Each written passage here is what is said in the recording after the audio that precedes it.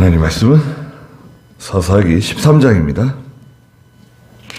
사사기 13장 1절 말씀부터 몇 절 보도록 하겠습니다. 오늘 그 13장 1절부터 5절 말씀인데요. 나시린입니다. 나시린. 5절 중간에 있는 것처럼 그 아이는 태에서부터 하나님께 바쳐진 나시린이기 때문이다 그랬습니다. 나시린. 여기서도 이제 하나님께 바쳐진 사람이다. 하나님께 드려진 사람. 구별된 사람이라는 뜻을 가지고 있습니다. 구별된 사람, 성별된 사람, 또 특별한 사람, 그렇게도 쓰입니다. 특별한 사람, 유명한 사람. 그래서 나시린인데요. 하나님께 헌신한, 하나님께 드려진 그런 사람이다 그랬습니다. 여기 1절에 보니까 이스라엘 자손이 다시 여호와 보시기에 악을 행하였다 그랬습니다. 네. 이스라엘이 또 편안해지고, 시험이 지나가고 고난이 사라지니까 또 다시 이제 악을 행하게 되었습니다.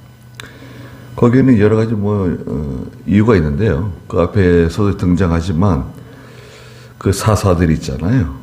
그 바로 직전에 사사 압돈, 또 그 전에 또 사사 엘론, 또 그 다음에 사사 입산.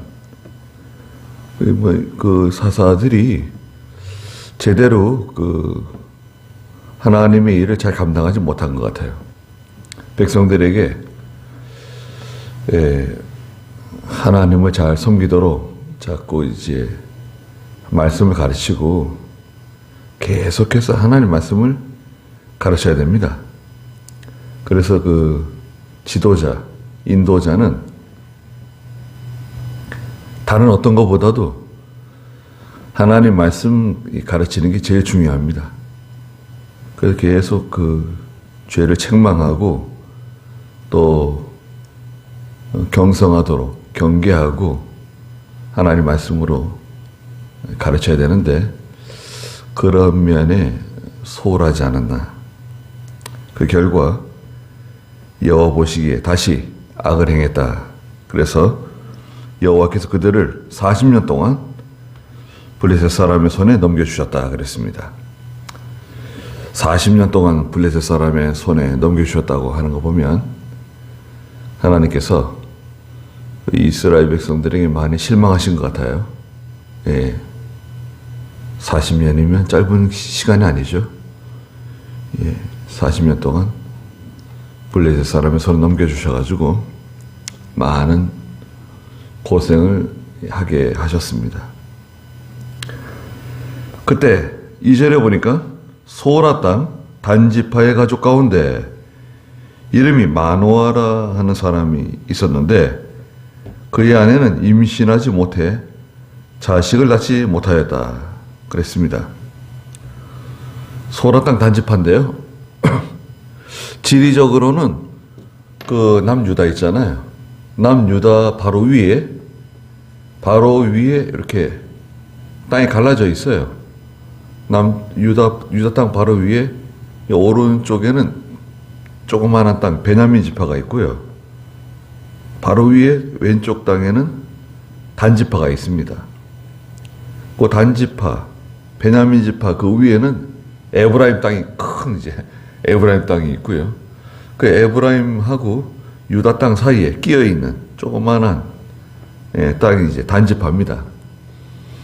단지파 그 소라 땅, 소라 지역인데요. 이 땅은 여전히 소라 땅인데요. 거기에 마노아라고 하는 사람이 살았어요. 그런데 그 마노아의 아내는 임신하지 못해 자식을 낳지 못하는 그런 여자였습니다. 하나님께서 임신하지 못하는 여자에게 이제 삼손을 낳을 수 있도록 하시잖아요.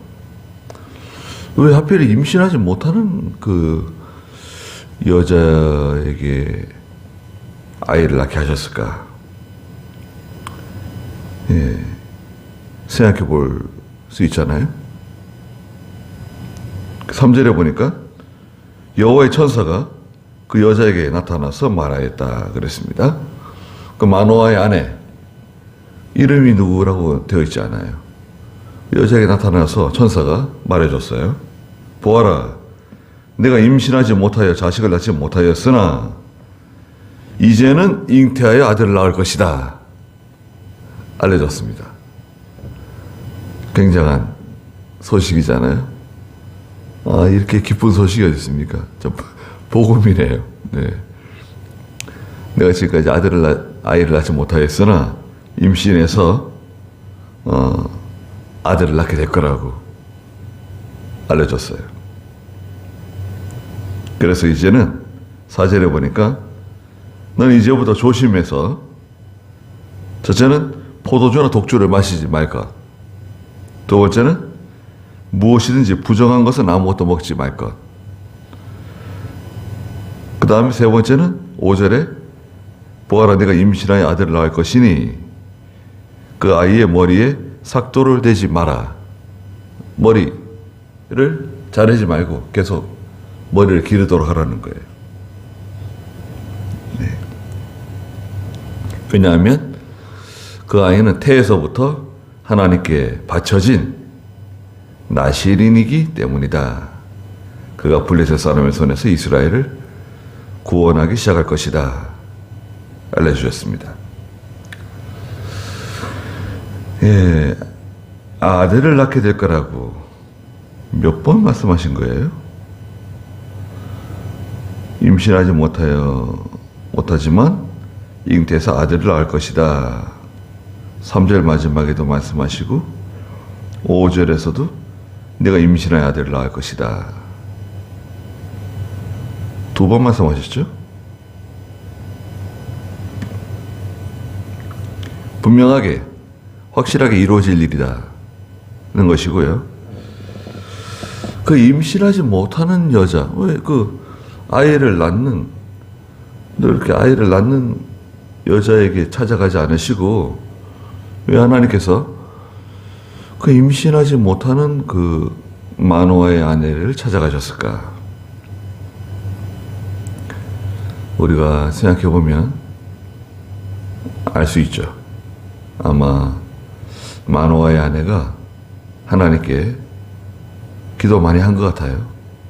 네. 아이를 낳을 수 있도록 해달라고 기도를 많이 한 것 같습니다. 하나님께 간절히 부르짖은 거예요. 네. 사무엘 1장 2장에 그 한나가 하나님의 성전에 가서 부르짖잖아요. 네. 그래서 그 하나님께 사모하고 간절히 기도하는 그 마노아의 아내, 예. 하나님께서 그 여자에게 선물을 주신 거죠. 간절히 사모하면 하나님께서 다 들어주십니다. 다 들어주세요. 거의 들어주시는 게 아니라 다 들어주세요. 간절히 사모하면. 물론 단서는 있죠. 죄가 아니어야 돼요. 예. 죄가 아닌 이상 하나님은 다 들어주십니다. 좋잖아요. 또 마노아의 아내가 그 아이를 주신다고 하면 하나님께 드리겠다고 기도했을지도 몰라요. 하나님께서 만약 아이를 주신다고 하면 제가 그 아이를 하나님께 드리겠습니다. 하나님께 바치겠습니다. 네. 한나는 그렇게 기도했잖아요. 네. 아마 그렇게 기도했을지도 모릅니다. 그래서 그 여자에게 나타나서 보아라, 내가 임신하지 못하여 자식을 낳지 못했지만 3절에 이제는 잉태하여 아들을 낳을 것이다. 네, 지금까지는 아이를 갖지 못했는데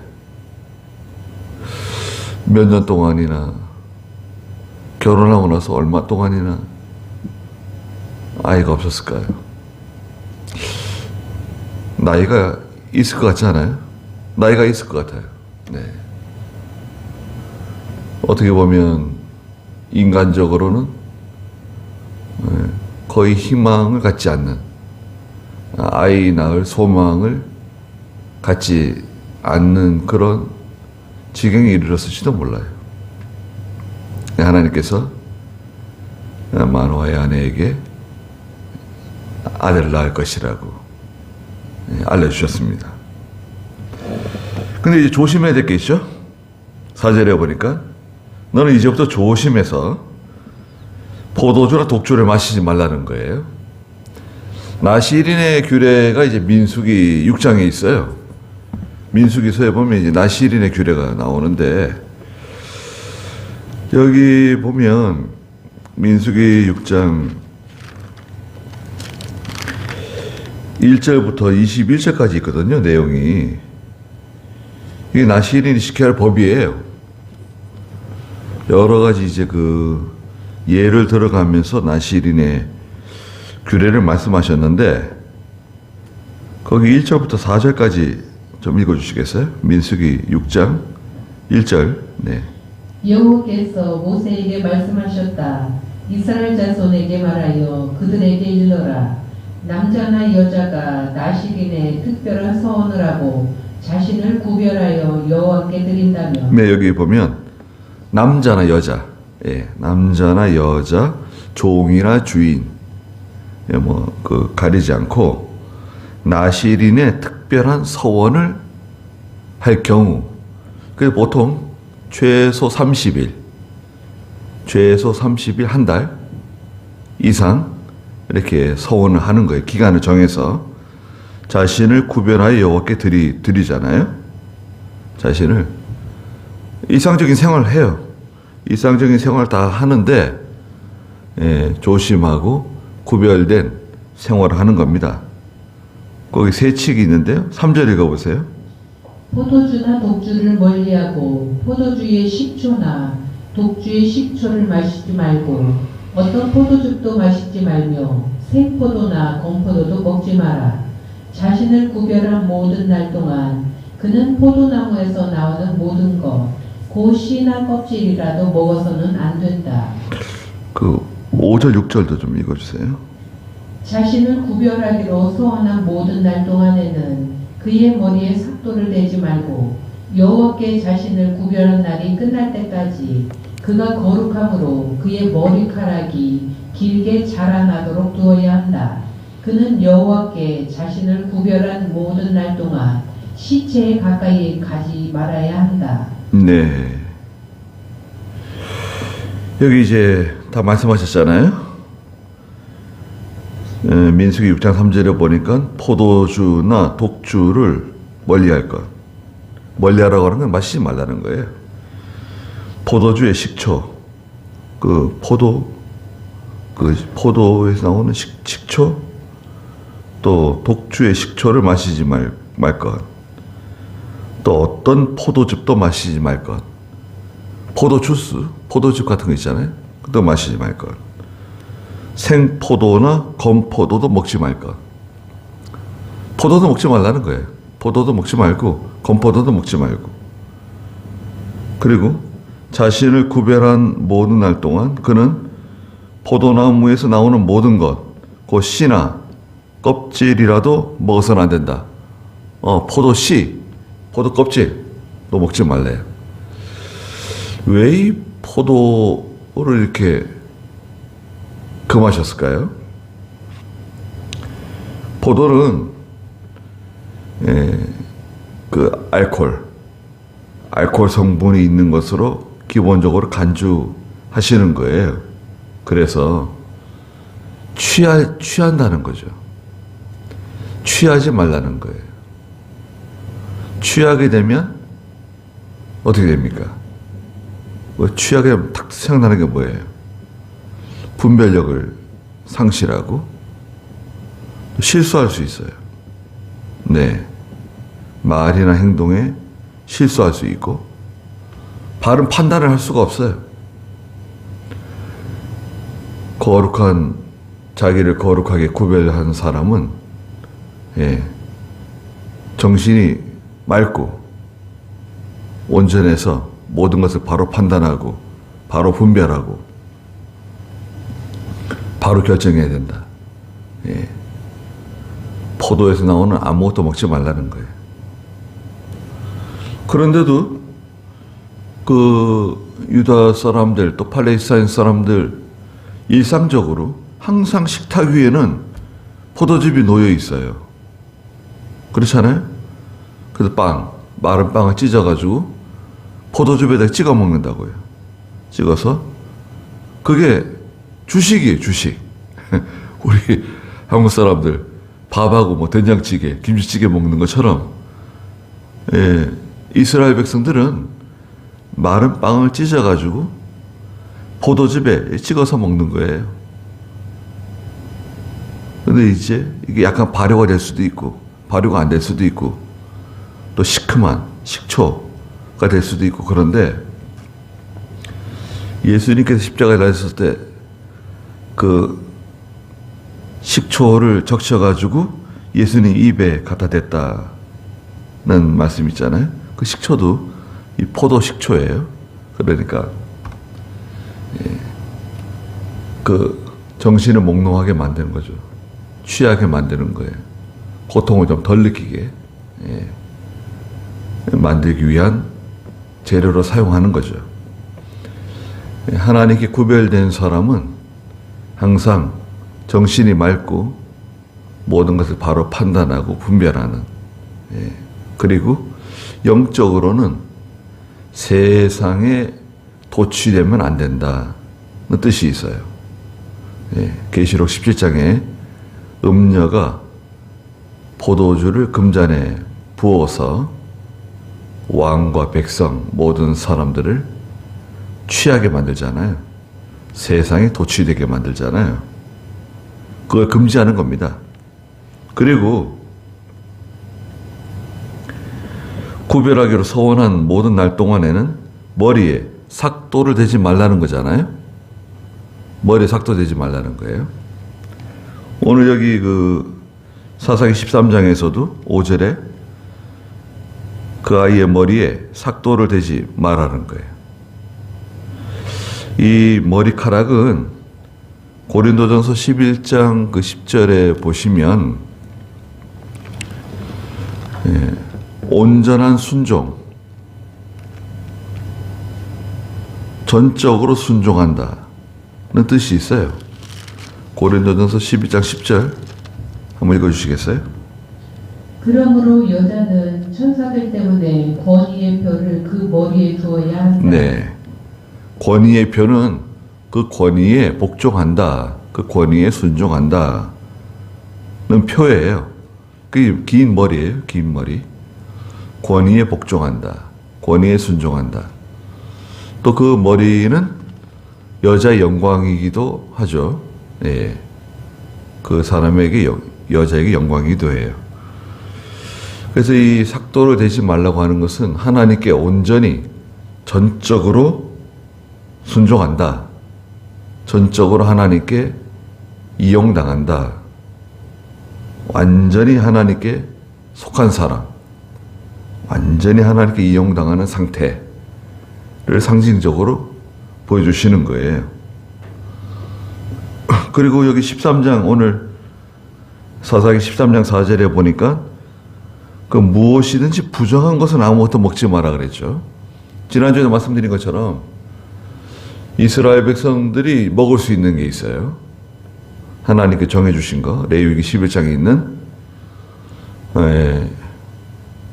쪽발 갈라지고 새김질하는 짐승 먹을 수 있고, 쪽발 갈라졌지만 새김질을 하지 않거나 새김질을 하는데 쪽발 갈라지지 않았거나 그런 거 먹지 말라 그랬죠. 부정하다. 또 물고기 가운데서는 비늘이 있고 또 지느러미가 있는 물고기는 먹을 수 있지만 그 비늘이 없거나 지느러미가 없는 물고기를 먹지 말까? 부정하다 말씀하셨어요. 그리고 뭐 피 먹으면 안 되죠. 오늘 신약시대에도 하나님께 피를 먹지 말라 그러셨어요. 피 먹으면 안 되죠. 또 목매어 죽인 거 먹지 말라고, 잔인하게 죽인 짐승 그런 거 먹지 말라고 말씀하시기도 하셨죠. 그리고 5절 중간에 보니까 그 아이는 태에서부터 하나님께 바쳐진 나실인이기 때문이다. 그가 블레셋 사람의 손에서 이스라엘을 구원하기 시작할 것이다. 그랬습니다. 나실인은 하나님께 구별된 사람이에요. 다시 그 민수기 6장을 다시 보시면,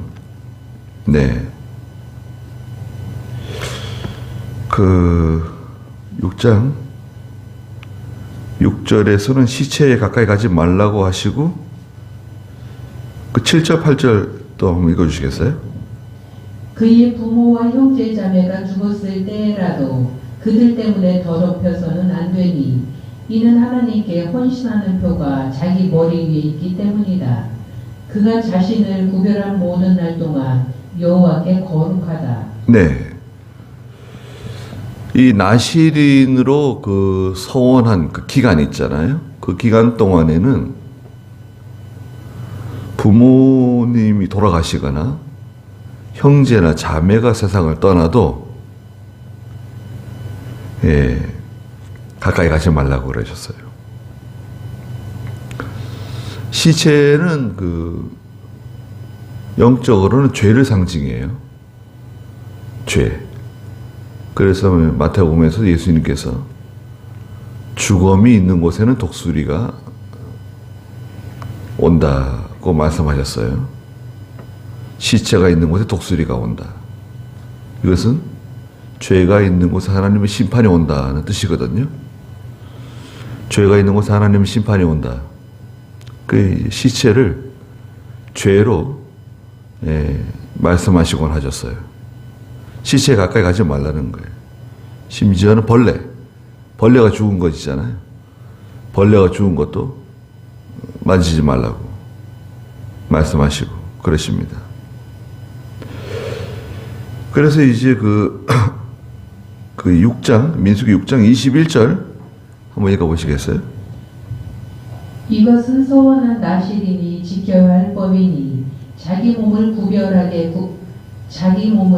거룩하게 구별함으로 여호와께 예물을 드리는 일과 이 외에도 힘이 미치는 대로 할 것이나 그가 서원한 대로 자신을 거룩하게 구별한 자의 법을 따라야 한다. 네.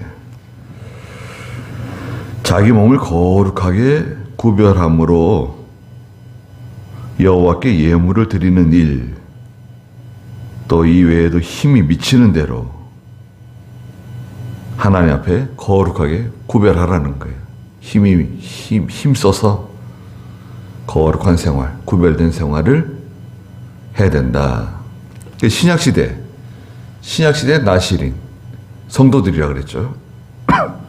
하나님의 일을 하는 사람뿐만 아니라 예수 믿는 성도들이 이 신약시대의 나실인이에요. 그러니까 얼마나 참 거룩한 생활을 해야 되겠습니까, 우리가. 네. 그래서 이제 마노아의 가정에 하나님께서 참 캄캄하고 어두웠었는데 참 빛이 비쳤네요. 네.